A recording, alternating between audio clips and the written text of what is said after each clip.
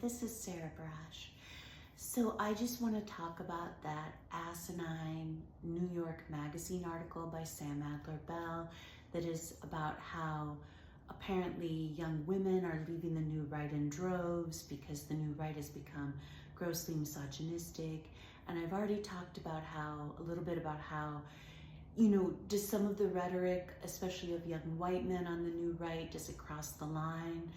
Is it normal MAGA? Is it not just the groypers who are indulging in this, this quasi-misogynistic rhetoric about repealing the 19th Amendment, etc., and stripping women of their rights and of the right to vote?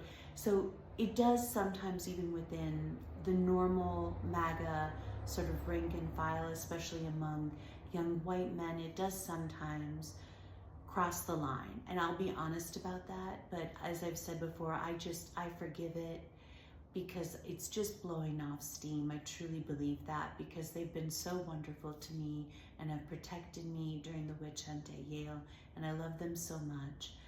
And I love men, and so I forgive it. Now, I completely understand why they're so angry, because women broke the world. Like, they wrecked the world. They wrecked all of our institutions with their woke DEI lunacy over the past decade plus, and now men have to fix it. And young white men in particular have borne the brunt of this, and they have faced so much anti-white discrimination, just like I faced at Yale. They've faced so much anti-white discrimination, and they've been denied employment, they've been denied education. And so I completely understand where that anger is coming from. It's responding to something real, and that anger is justified. And so they are just blowing off steam.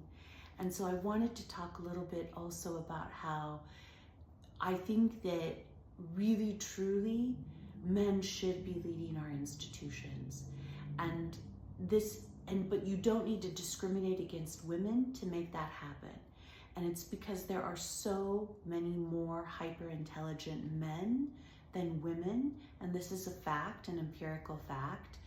And so all we need to do is we need to return to the highest standards, the strictest merit, and then sort of as an obvious effect of that, of returning to high standards, it will end up being the case that men will mostly lead our institutions. Okay, have a great night.